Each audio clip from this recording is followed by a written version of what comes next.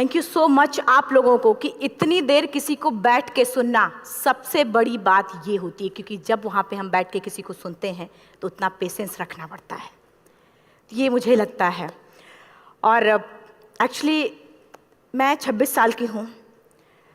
2011 में चलती ट्रेन से मुझे कुछ बदमाशों ने, मैं वॉलीबॉल चैंपियन भी रह चुकी हूँ, 2011 में चलती ट्रेन से मुझे बदमाशों ने एक गोल्ड चेन पहनी थी, चलती ट्रेन से मुझे उठा के बाहर फेंक दिया था। लखनऊ से दिल्ली आ रही थी मैं।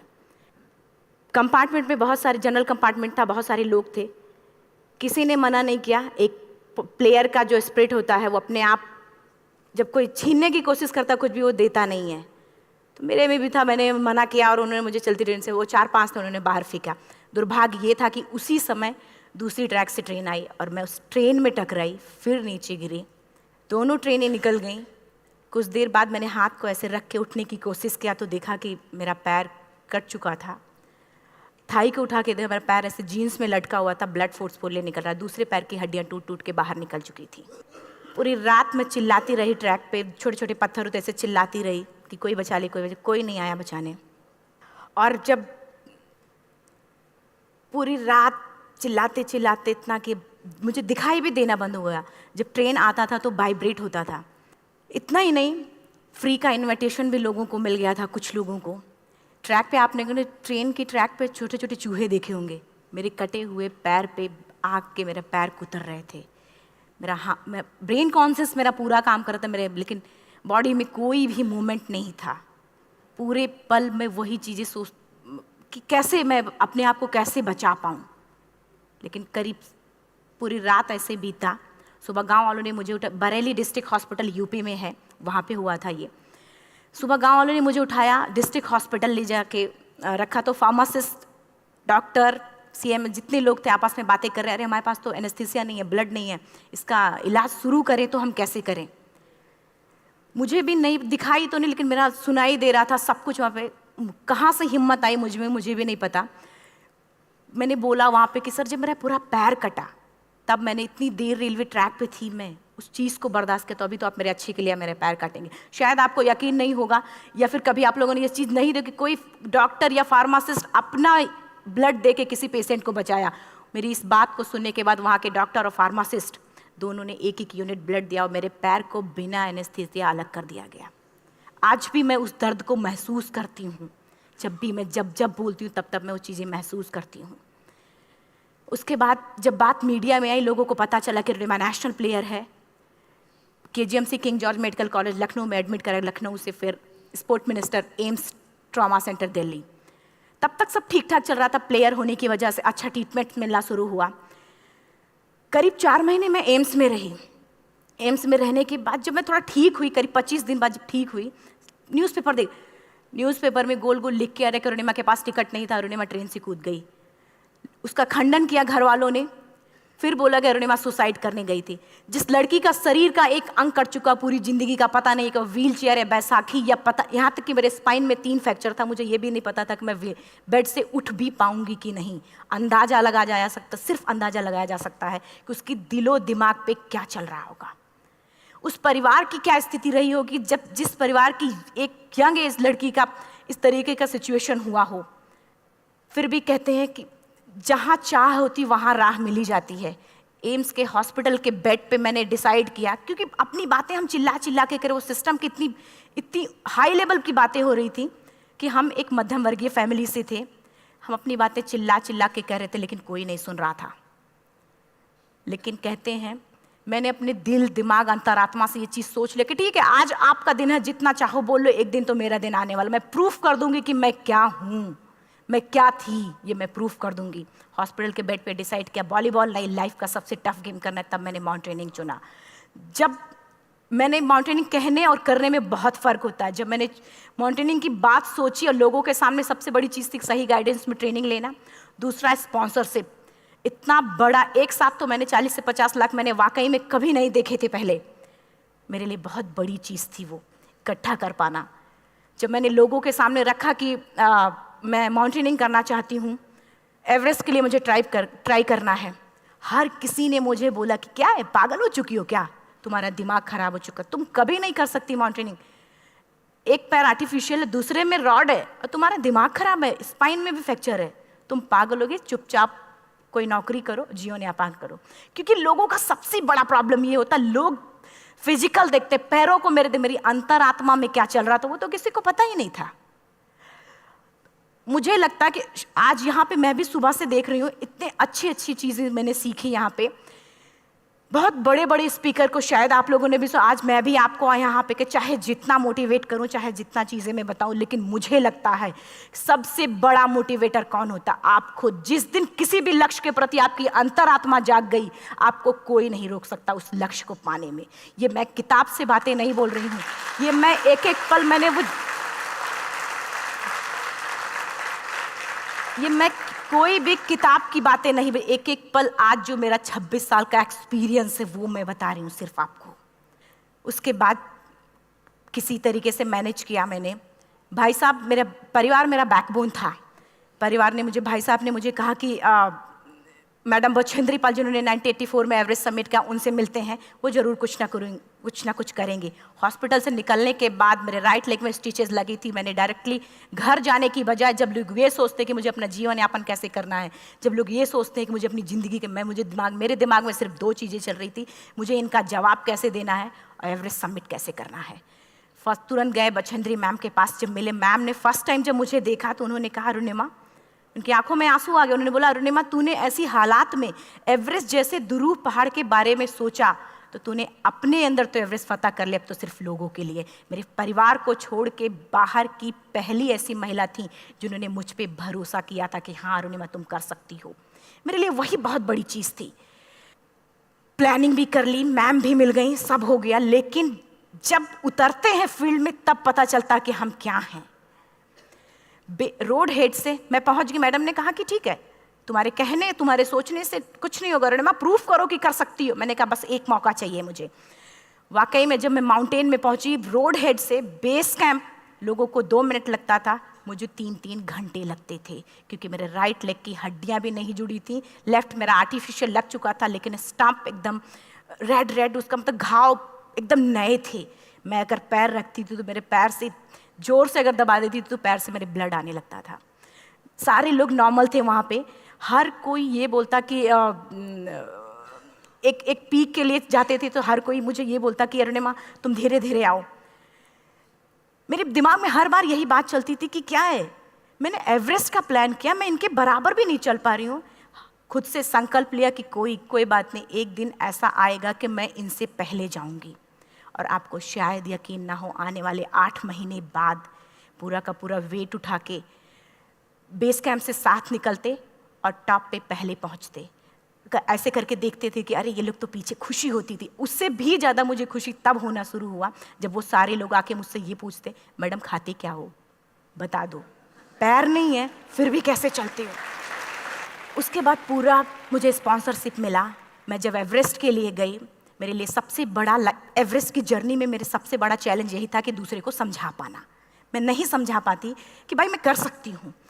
जब मैं एवरेस्ट के लिए गई, शेरपा होता, शेरपा को जब ये बात पता चला कि मेरा प्रोस्थेटिक लेग है, आर्टिफिशियल लेग है, दूसरे में रॉड, बोला नहीं ले जा सकता, इसकी वजह से तो मेरी भी जान जाएगी। मैडम ने, हमने सबने कन्विंस किया किसी तरीके से। मन वाकई में जो टीवी में हम और उसमें फोटोज़ में देखते हैं, ब्लू और ग्रीन आइस, हिला देने वाला होता। जितना सुंदर दिखता उतना ही हिला देने वाला होता। जब मैं हमारे ग्रुप में 6 लोग थे, रॉकी एरिया तक मैं सबसे पहले थी, लेकिन जैसे ही मैं ग्रीन और ब्लू आइस में गई, मेरा आर्टिफिशियल लेग स्लिप कर जाता था। फ्रंट पॉइंटिंग से, जब मैं फ्रंट क्रैम्पोन से फ्रंट पॉइंटिंग मारती थी, लेफ्ट से पेन होता था तब भी करते, लेकिन आर्टिफिशियल जैसे फ्रंट पॉइंटिंग मूव हो जाता, मेरा पैर ही मूव हो जाता था। शेरपा मुझे बोला नहीं हो सकता अरुणिमा, ज़बरदस्ती मत करो। मैंने कहा कुछ नहीं, ये मेरा पैर है, मैं जानती हूँ कैसे चलेगा। फाइनली 1, 2 बार, 3 बार करने, 4 बार, 5 बार होल्ड हो जाता था। आइस थोड़ा टूट के निकलता था तो मैं वहाँ पैर रख के जाती थी। कैंप 3 तक ठीक था, प्रॉपर एक्लेमेटाइज किया अपने आप। कैंप 3 तक जनरली गए। बात जब कैंप 3 के ऊपर की होती है, साउथ कोल समिट, अच्छे माउंटेनियर, अच्छे दिलेर के हौसले धरे के धरे तब रह जाते हैं जब अपनी आंखों के सामने किसी को मरता देखता है, और दिमाग में बात, जब जिसको डिसीजन मेकिंग, और जब दिमाग में बातें जब ये आने लगती हैं कि अरे जिस चीज़ के लिए हम जा रहे हैं उसी चीज़ के लिए आदमी मर रहा है, इसी चीज़ के लोग लिए मर चुके हैं। रात में क्लाइंबिंग, ज़्यादा से ज़्यादा माउंटेनिंग रात में की जाती है क्योंकि वेदर शांत होता है। जब मैं रात में निकली साउथ कोल से, कैंप 4 से, मेरी हेडलाइट जिधर ही हेडलाइट जा रही थी उधर ही डेड बॉडीज़ मुझे नज़र आ रही थी। मेरे रोंगटे खड़े हो रहे थे, मुझे समझ में नहीं आ रहा था कि मैं करूं तो क्या करूं। इतना ही नहीं, मैं जिस रोप में थी उसी रोप में जब मैं आगे जा रही हूँ और एक बांग्लादेशी, उनका हाथ हल्का हल्का ऐसे हिल रहा, मुंह से आवाज़ आ रही थी। मैं एक्सप्लेन नहीं कर सकती मुझे कितना डर लग रहा था। बार बार ये बार बार मन में आती, इसका ऑक्सीजन खत्म हुआ है, ये मर चुका है लास्ट सिचुएशन में, और हम कुछ नहीं कर पा रहे हैं, क्या करें। उसके बाद मैंने 10 से 15 मिनट सिर्फ मैं वहाँ खड़ी रही। मैंने सिर्फ इतना बोला कि अगर आप सभी में से सभी ने एवरेस्ट सबमिट कर लिया तब तो ठीक है, अगर नहीं सबमिट किया है मैं सबके लिए एवरेस्ट सबमिट करूँगी और जिंदा वापस जाऊँगी। क्योंकि जैसा हम सोचते हैं हमारी बॉडी उसी तरीके से जनरेट करना शुरू करती है। मैंने डेड बॉडी, क्योंकि जा ही नहीं सकते थे किनारे से, उसी रोप में वो एंकर है, डेड बॉडी को लांगी और लांग के जाना शुरू किया। हिलेरी स्टेप साउथ समिट के करीब जब मैं खुद पहुंची, मेरे शेरपा ने एक जोर से झटका मुझे दिया कि अरुणिमा वापस चलो, तुम्हारा ऑक्सीजन खत्म हो रहा है। हिलेरी स्टेप के बाद एवरेस्ट समिट है, थोड़ा चलने के बाद एवरेस्ट समिट है। अगर कोई आपसे ये बोले, आप अपने टारगेट के इतने करीब हो, अगर कोई आपसे ये बोले कि अरुणिमा वापस चलो, कैसा लगता है? मैंने भी यही बोला, सर क्या बोल रहे हो आप, मैं नहीं जाऊंगी वापस। बोला अरुणिमा जिंदगी रही, दोबारा ट्राई करना और एवरेस्ट समिट हो जाएगा दोबारा तुम्हारा। मैंने कहा नहीं, ये आप जिंदगी में गोल्ड चांस बार बार नहीं आते, लाइफ में कभी कभी आता है, ये आपके ऊपर आता, आप उसको पकड़ के रखते हो या फिर छोड़ देते हो। मैं अपना गोल्ड चांस कभी नहीं, क्योंकि मैं जानती थी मुझे स्पॉन्सरशिप बहुत मुश्किल से मिला, एक बार अगर मैं छोड़ देती दोबारा मुझे कभी नहीं मिलता। मैं बहुत अच्छी तरीके से जानती थी। मेरा फाइनली मुझे बछेंद्री मैम ने भी एक बार बात समझाई थी, मेरी माँ ने मुझे एक बात बताया था कि लाइफ में कभी कभी सिचुएशन ऐसी आती है जब सिर्फ आप अकेले होते हो, डिसीजन सिर्फ आपको लेना होता है। जहाँ पे भी होना, खड़े होकर हल्का सा पीछे मुड़कर देखना और ये सोचना कि आप एक एक कदम चल के यहाँ तक पहुँचे हो, सिर्फ अपना एक कदम आगे बढ़ाना, तुम देखना कुछ देर बाद तुम टॉप पे होगी। मेरे दिमाग में उनकी बातें वीडियो की तरह चल रही थी और सिर्फ एवरेस्ट का टॉप चल रहा था। मैंने शेरपा को पहले कन्विंस करने की कोशिश की कि भाई चल, कुछ नहीं होगा भाई चल। फाइनली जब वो नहीं माना, मैंने एक कदम आगे बढ़ाया, डिसीजन लिया कि नहीं जाना ही जाना है। आगे बढ़े, करीब 1 से 1.5 घंटे बाद मैं टॉप पे थी। और इतना ही नहीं, आज भी मैं जितनी बार बोलती हूँ उतनी बार मैं महसूस करती हूँ, मेरे रोंगटे खड़े हो जाते हैं, मेरा दोनों हाथ ऊपर करके जोर जोर चिल्लाने का मन कर रहा, कितनी जोर से चिल्लाऊं कि सबको बता दूं कि आज मैं टॉप ऑफ द वर्ल्ड पे हूं। उन लोगों को बता दूं जो लोग ये सोचते हैं, लड़की, दूसरे विकलांग, तीसरे मिडिल क्लास में, जो लोग एक बार हार के फिर दोबारा लड़ना नहीं चाहते, जो लोग हारने के बाद सोचते हैं कि हम दोबारा कुछ कर नहीं सकते, उन लोगों को मैं चिल्ला चिल्ला के टॉप से बताना चाहती थी कि नहीं, आप सब कुछ कर सकते हो, सिर्फ एक सोच की विकलांगता, हैंडीकैप आदमी यहाँ से होता है, यहाँ से नहीं। अगर यहाँ से जो आदमी विकलांग है तो नॉर्मल आदमी भी विकलांग है, जो अगर यहाँ से विकलांग है। चिल्ला चिल्ला के मैं बताना चाहती थी। मैंने शेरपा से कहा कि आप एक फ़ोटो खींच लो, क्योंकि सारे लोग फ़ोटो, अपना नेशनल फ्लैग का जो वैल्यू होती है ना, वो जो हम कहीं बाहर होते हैं तो पता चलता है। मुझे भी बहुत खुशी हो रही थी, फ्लैग को हग किया और बोला फ़ोटो खींचो। बोला पागल हो गई है, तेरा ऑक्सीजन कभी भी ख़त्म हो जाएगा, नीचे चल। नहीं, फ़ोटो खींच लो। फ़ोटो खींचा उसने। वो तो अगली बार इतना तेज गुस्सा हुआ, मैंने उसको बोला कि भाई वीडियो भी बना ले। 8848 की हाइट पे ऑक्सीजन खत्म हो रहा है, आज हम भी हंस रहे हैं आप लोगों के साथ क्योंकि यहाँ पूरा ऑक्सीजन है। और 8848 की हाइट पे जब मुझे शेरपा, कोई भी शेरपा को बोलेगा भाई वीडियो बना, तो परेशान हो जाएगा, पागल हो चुकी, कि तुम मर जाए, यहाँ मैं जा रहा हूँ नीचे। मैंने कहा नहीं, कुछ नहीं होगा, आप बनाओ वीडियो।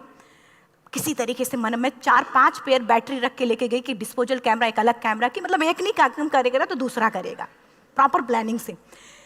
शायद आप लोग भी सोचो कि वाकई में लड़की को इतना बड़ा रिस्क लेने की क्या जरूरत थी, कि जिंदगी कभी भी जा सकती थी इसकी। लेकिन मैंने वो रिस्क लिया क्यों? क्योंकि मैं चाहती थी, कहीं ना कहीं से मेरे भी दिमाग में ये बात आ चुका था कि मैं जिंदा वापस ना जाऊं। मैं चाहती थी कि अगर मैं जिंदा ना जाऊं तो ये वीडियो मेरे इंडिया शेरपा से मैंने यही बात बोली, ये वीडियो अगर मैं जिंदा नहीं जाती हूँ, ये वीडियो मेरे इंडिया पहुँचा देना, मेरे यूथ तक चला जाएगा। क्योंकि मैं चाहती थी कि 11 अप्रैल 2011 को मेरा एक्सीडेंट हुआ, 21 मई 2013 10:55 पे मैं टॉप ऑफ द वर्ल्ड पे थी। ऑलमोस्ट 1 से 2 साल के अंदर कैसे यहाँ से मैंने ये चीज़, मैंने कभी भी कामयाब होने के, मेरी वो जिंदगी बन चुकी थी, मेरा जुनून बन चुका था, मेरा पैशन मेरा जिद बन चुका था। वो मेरा सोते उठते बैठते सिर्फ मुझे एवरेस्ट दिखाई जाए। और मुझे लगता है किसी को भी अगर अपना लक्ष्य पाना है, यहाँ से अगर वो पागलपन जब तक नहीं आएगा तब तक नहीं होगा। वो फाइनली उसने वीडियो बनाया। आप बोल रहे फटाफट अरुणिमा नीचे भागो। जब मैं टॉप पे थी तो कुछ लोग और भी थे, लेकिन 10:55 पे मैंने एवरेस्ट समिट, 11 बजे के बाद अगर कोई अटैम्प्ट करने की कोशिश करता है उसको सुसाइड अटैम्प्ट बोलते हैं। जैसे ही मैं नीचे चलना शुरू की, मैंने कहा भाई हाँ चल नीचे चलते हैं। ज़्यादा से ज़्यादा मौतें नीचे आते वक्त होती हैं एवरेस्ट पे। जब मैं नीचे आ रही हूँ, थोड़ा दूर ही मैं नीचे चली थी, मेरा ऑक्सीजन पूरी तरीके से ख़त्म। सिर्फ अंदाज़ा लगाया सकता कि जब ऑक्सीजन ख़त्म हुआ क्या परिस्थिति रही होगी। मैं ऐसे नीचे गिर गई और शेरपा मुझे बोल रहा कि अरुणिमा मुझे यकीन नहीं था कि तू एवरेस्ट सबमिट कर पाएगी, लेकिन फिर भी तूने किया। मैं चाहता हूँ कि अरुणिमा जिंदा चल, तू वापस उठ, खड़ी हो। मुझे खड़ा करने की वो कोशिश कर रहा था बार बार, मैं खड़ी नहीं हो पा रही थी, वाकई में दम ही नहीं था। लेकिन फिर भी कहते हैं कि जैसे हमारे नियम होते हैं वैसे ऊपर वाले के भी नियम हैं। उसकी लिस्ट में जब मेरा नाम नहीं है तो वो मुझे नहीं ले जा सकता। अगर दूसरी चीज़, मेरा कॉन्सेप्ट एकदम क्लियर हो चुका था। जब रेलवे ट्रैक पे मैं थी, रेलवे ट्रैक पे 7 घंटे में पड़ी थी, 49 ट्रेन अप डाउन हुई थी, तो मेरा कॉन्सेप्ट एकदम क्लियर हो चुका था। इसका मतलब है कि ऊपर वाले ने अगर मुझे कुछ बचाया है तो कुछ ना कुछ इतिहास रचने के लिए बचाया है। मैंने पॉजिटिव तरीके से सोचा। और उसी समय एक ब्रिटिश क्लाइंबर नीचे से ऊपर आ रहा था और उसके पास 2 ऑक्सीजन, तो उसने एक को वहीं फेंका और दूसरे को लेके नीचे जाना शुरू किया क्योंकि वेदर ख़राब था। मेरा शेरपा मुझे एंकर किया और जाने लगा नीचे, और वो फटाफट उसको लेके आए, मुझे लगाया। उसने बोला अरुणिमा तू बहुत लकी है कि तुझे यहाँ पे ऑक्सीजन मिला है। वाकई में ऊपर वाला भी चाहता है कि तू जिंदा रहे। वो मुझे बार बार लकी लकी बोल रहा था। शायद आप लोग में से भी कोई होगा कि जो लक और भाग्य जैसी चीज़ों पे यकीन करता हो, या पता नहीं भी। मैं किसी की भावनाओं को ठेस नहीं पहुंचाना चाहती, लेकिन मैं इन किसी भी चीज़ों पे भरोसा नहीं करती, क्योंकि मेरा मानना है कि लक भी उसी का साथ देता है जिसके अंदर जीतने का जज्बा है। अगर आपके अंदर जीतने का जज्बा नहीं है, चारों तरफ सिर्फ बहाने होते हैं, सिर्फ बहाने, इतना सारा एक्सक्यूज़ होता है। शायद मैं भी अगर वापस आ गई होती तो मैं बोल देती मेरा ऑक्सीजन खत्म है, कोई मुझसे पूछने ना बचेंद्री मन, ना मेरा परिवार, कोई भी मुझे पूछने नहीं आता। लेकिन क्या कभी मैं अपने आप को समझा पाती? कभी नहीं। फाइनली जो भी था, लक भाग्य किस्मत में नीचे आ रही थी, बहुत खुश थी। माउंटेन, डेड बॉडीज, मेरा शेरपा, ये लोग थे। मैं किसी से शेयर भी नहीं कर पा रही थी कि अरे मैंने एवरेस्ट सबमिट किया, किसी से शेयर भी नहीं कर पा रहे थे। फटाफट मैंने नीचे हील मार के, हमारे से हील मार के नीचे आ रहे थे। एकाएक मेरा प्रोस्थेटिक लेग, पूरा का पूरा लेग ही निकल गया। -60 डिग्री तक टेम्परेचर डाउन हो जाता है एवरेस्ट पे।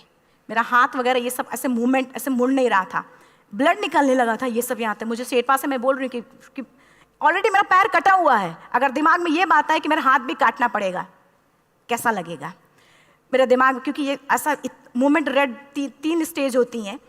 रेड मेरा हो चुका था, रेड, ब्लैक, ब्लू, ब्लैक हो तो काटना पड़ेगा। तो बार बार मैं बोल रही हूँ शेरपा से कि भाई हाथ मेरा कुछ हो रहा है, इसमें मूवमेंट नहीं हो रहा है, यहाँ सबसे ब्लड हो रहा है। बोला अरुणिमा कुछ नहीं, जितना नीचे जाएंगे उतना अच्छा होगा। प्रोस्थेटिक लेग मेरा निकल चुका है, मैं रुकी हूँ, मेरा ऑक्सीजन चल रहा, बड़े मुश्किल से लक भाग्य किस्मत जो भी था मुझे मिला था। शेरपा मेरे आगे है, लास्ट मोमेंट तक वो मुझे बोलेगा, अगर वो मैं नहीं चलती वो मुझे छोड़ के चला जाए। गलती उसकी भी नहीं होती, क्योंकि वो क्या करे, क्लाइंबर की वजह से या तो अपनी जान वो भी दी, गलती उसकी भी नहीं है। लास्ट में मेरी आंखों से आंसू निकलने लगा। मैंने सोचा क्या करूं अब, रोने अपने आप आंसू ने कहीं ना कहीं से आ ही जाता है। दूसरे पल मुझे समझ में आ गया कि रोने धोने से कुछ नहीं होगा। मैंने आंसू को पोंछा और रोप, जो मेरी रोप थी, रोप को पकड़ा, दूसरे हाथ से आर्टिफिशियल लेग को, पैर को घसीट के चलना शुरू हो गया, क्योंकि मेरे पास यही था। ये तो दूसरा था, गिव अप कर दो ही चीज़ थी।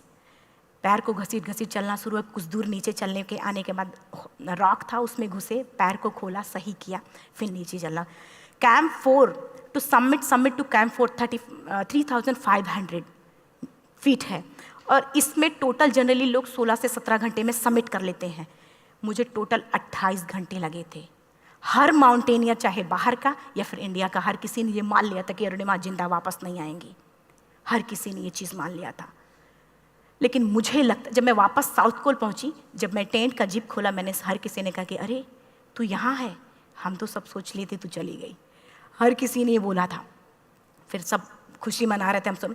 देखिए, ये सब बताने का मेरा सिर्फ एक मकसद था कि सब कुछ हम में है, हम जैसा चाहें वैसा कर सकते हैं। ऑलरेडी टाइम हो चुका है। मैं एक चार लाइन की पंक्ति सिर्फ बोलूँगी। मैं एक्चुअली, मेरा एम है कि मैं वर्ल्ड के जो कॉन्टिनेंट हैं, कॉन्टिनेंट के हाईएस्ट पीक समिट करूँ। एशिया का एवरेस्ट हो चुका है, अफ्रीका किलिमंजारो हो चुका है, यूरोप का एल्ब्रूस हो चुका है। 23 नवंबर को मैं जा रही हूँ ऑस्ट्रेलिया हाईएस्ट पीक के लिए। बस आप लोगों की गुड विशेस चाहिए। और 4 लाइन, अभी तो इस बाज की असली उड़ान बाकी है, अभी तो इस बाज की असली उड़ान बाकी है, अभी तो इस परिंदे का इम्तहान बाकी है, अभी अभी मैंने लांघा है समुद्रों को, अभी तो पूरा आसमान बाकी है। Thank you so much. Thank you.